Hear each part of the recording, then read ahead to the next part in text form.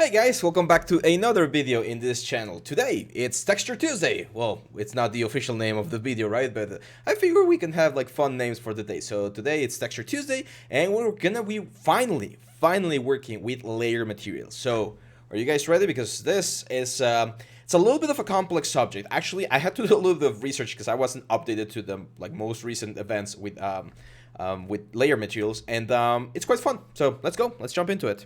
So here's the deal.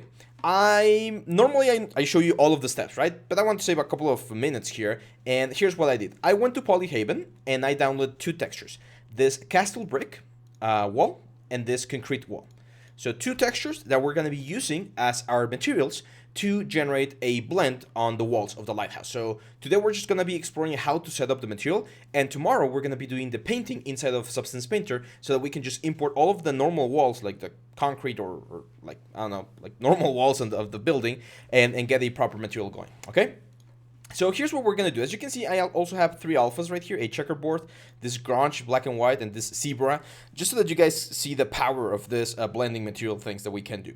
And what we need to do is we're not going to be creating normal materials. We're going to be creating specialized materials. So I'm going to right click, I'm going to say material and textures, and then I am going to go into this thing called a material layer. So this one I'm going to call ML so that I know that it's a material layer. And this is going to be castle. Is it castle or castle? I think it's castle. Castle bricks. So let's go in here. And it does not look like a normal material, right? Like whenever we create a normal material, we have all of the inputs and stuff. In this case, like what the hell is going on here? Well, a material layer material or a material layer node or object here inside of I was going to say Arnold, and then I was going to say Marmoset. Unreal, inside of Unreal, works in this way. We are going to input the normal material inputs into this node, and then we're going to use this layer to drive other nodes later down the pipeline. So I'm going to hit tab right here, and I'm going to write material attributes, okay? So you can see right here, as you can see, we have a lot of different things. We have blend material attributes, break material attributes. I'm going to say make material attributes. And what this will do is it will create all of the channels. You can see right here, all of the channels that we normally would get from textures are going to be right here. And these channels will be inputted into this node right here, which will then be inputted all the way into our layer material, which is going to output all of these inputs to our final material. So I'm just going to grab my color, my normal, and remember the ambient occlusion roughness, we already set this thing to sRGB off so that we don't linearize it. We're not doing any sort of color correction, and blacks are blacks, whites are whites.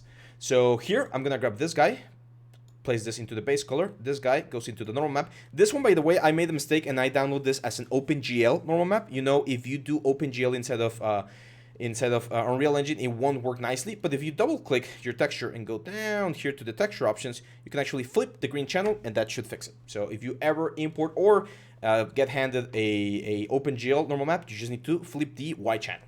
And finally, this occlusion roughness metallic, which this one's going to be red is occlusion, so ambient occlusion, green is roughness, and blue is metallic.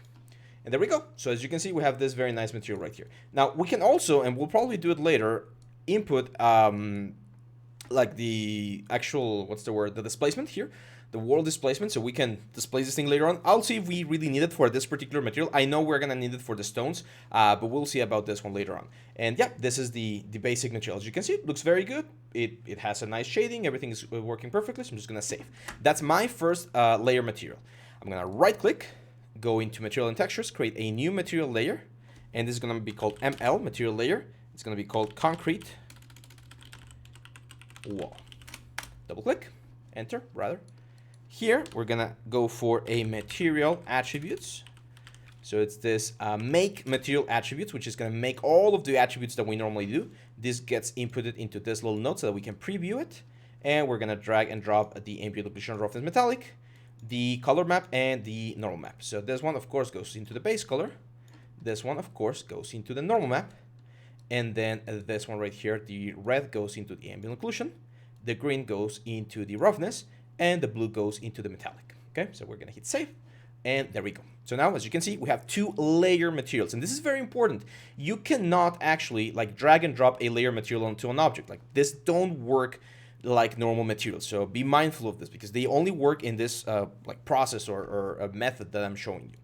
Now we're going to create a normal material, and this is going to be called M, as in material, Lighthouse walls. And I'm just going to double click.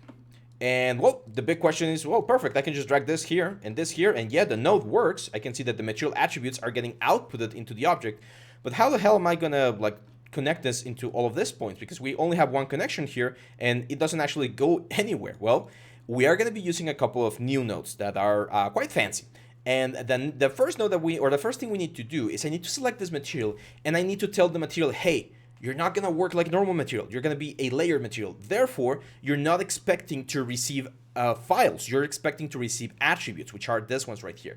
So if we go to the properties over here on the left side, and we go this area right here, we can use material attributes. It's right here, use material attributes. So now, instead of receiving all of the inputs from the textures, as you can see, it's only receiving the material attributes, which is exactly what we're going for. The problem is, we have two right here, and there's only one, and we know that that's not going to work nicely, right? So we are going to need a blend. So I'm just going to write the blend. I'm just going to say material blend. Material, there we go, here. So material layer blend, and there's all of these different ways to blend materials. You can blend specific parts of the material. You can blend specific channels of the material. You can blend, you can multiply. Like there's so many things that you can do with material layer blending. I'm gonna talk about a couple of the bad things about this system, or not bad things, the things you need to take into consideration regarding performance. But in this one, I want to use this one called material layer blend simple, which, as the name implies, it's pretty simple, pretty straightforward. And it's very easy. I'm just gonna, whatever's gonna be on the base layer, which is this one, my bricks, are gonna be right here. And whatever's gonna be on my top layer, in this case, the concrete wall, is gonna be right here. And now if I plug this into the material, or into the final element, ta-da, we got this. But that's not what we're supposed to be getting, right? Like, what is happening here? Well, it is blending. As you can see, we are seeing the bricks with the normal maps and everything, like things are looking good. But we're not getting any concrete wall. Why? Because we don't have an alpha. And this is where all of these textures, the checkerboard, the zebra, the grunge, come into play. Because I can grab any of these textures, like this one right here, which, by the way, they're black and white textures. So you do need to remove the sRGB so that you're not linearizing. So for instance, this zebra still has it. I'm just going to turn it off and save. And this grunge still has it. So I'm just going to turn it off and save. Okay, so we just remove the linear thing so that we have pure black and pure white, and we don't have any other effect. So if we drag and drop the checkerboard here, and I just drag and drop the R channel into the alpha channel right here, there you go. As you can see now, we are blending between the two. So where the white channel is, we're going to have the concrete wall, and where the black channel is, we're going to have the brick walls. And this is, again, super, super, super handy, guys, because you can just drop this right here. Let me make sure to save this so that it compiles. By the way, I think I've mentioned this before, but I updated my processor a couple of weeks ago. I changed from an i7 4th generation from like 2013 to a Ryzen 7 5800 or something, like from this year. And the compilation speed is just out of this world. I still need to update my graphics card. Hopefully you guys are gonna buy all of the tutorials and I'll be able to afford it, because graphics cards are super expensive right now. Nah, just kidding. But yeah, look at this. Like, we have this very cool effect where the bricks are showing in certain areas of the texture and the concrete wall is showing in other areas of the texture. And here's where the magic's gonna happen. Like, at this point, like, this texture are 2K texture or 4K textures, I think. But let's say we want to cover like a super, super big area, right? So this wall is going to be like humongous. But we don't want the bricks to be this big. We want the bricks to be smaller. Remember the tileable textures we've talked so much about? Well, we can go here. And we can say texture coordinates. Texture coordinates. Where are they? And this texture coordinate, if we plug this into the UV maps of the textures, will allow us to multiply this as many times as we want. So let's say we want to multiply this 5 times, for instance. We save this, which is the layer material, and this will get injected. Look at this beautiful thing. It will get injected onto the final texture. So as you can see, we can cover humongous areas of texture with super high quality elements without really having any performance issue because we're using the same texture. It's just a tiling texture that's going everywhere. Now, of course, this looks completely ridiculous, right? Like you're never gonna have a wall like this, or maybe you do in a specific game. Like this doesn't look bad for like a chessboard or something. But let's go back into our material, and here's another couple of like magic things that we can do. Of course, if we grab like something simple like this one right here, and we just input the red channel over here, this is gonna look way more natural. Like look at this. It's gonna be super nice. Take a look at that. Like imagine we need to cover like a huge castle, like a I don't know, 15-story high like wall or something.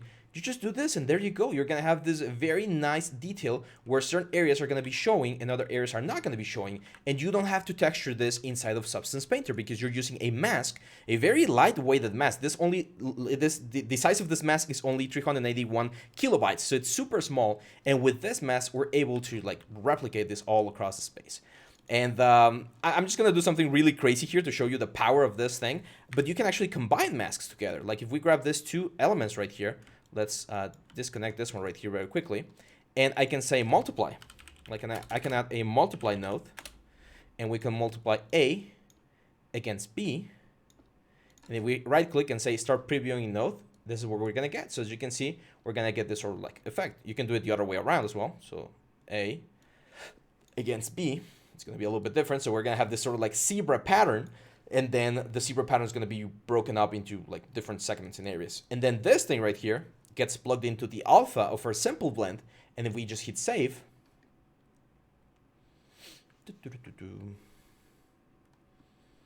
There we go. Look at this. Like imagine trying to export a texture from Substance Painter that needed to be this big, like a 16K texture, with this like pattern. Impossible. But as you can see, since this is a black and white texture, you're barely gonna see the pixelation on the areas because it's gonna be interpreting it as a mask, and we're gonna get these very amazing results. So that's it, guys. This is pretty much it. This is the setup. I know this was a short video compared to our usually 30 or 40 minute long videos, but I just wanted to keep this one as a single video so that if you ever need to reference material layers, you're going to remember that this video right here was the one that we used to create this sort of patterns. Tomorrow, we're going to be painting the walls, and we're going to be creating, well, or knowing or placing where we want the effect to happen, and I'll explain how to properly export the masks and everything. But yeah, this is material layers, and again, as you can see, like, the texture here for like a game, it's pretty darn good. Now we can of course add the hide map later on, but for now I'm gonna keep it like this. And yeah, I think this is it. There was something else I wanted to mention, but I forgot. Well, don't forget that this weekend, the 18th and 19th of December, we are going to be having a portfolio review. So check the description down here if you want to submit your portfolio. We're in the final days. We're going to be able to submit all the way until Thursday. I said Friday yesterday. It's Thursday because I record on Friday. So if you submit on Friday, I might not be able to get yours. I'm going to close the link, so you might not even be able to get it in. And yeah, other than that, just make sure to like, share, subscribe, hit the little bell icon. All of that helps us. Again, we're very close to 18,000 subscribers. Can you believe it? I think we were like at 12,000 when I first started recording. We've grown so much, and we really thank you guys for all of the support. So let us know, what should we do for our 18K subscriber like event? Give us some ideas, and we'll be happy to take those into consideration. Have a good day, guys, and I'll see you back tomorrow. Bye-bye.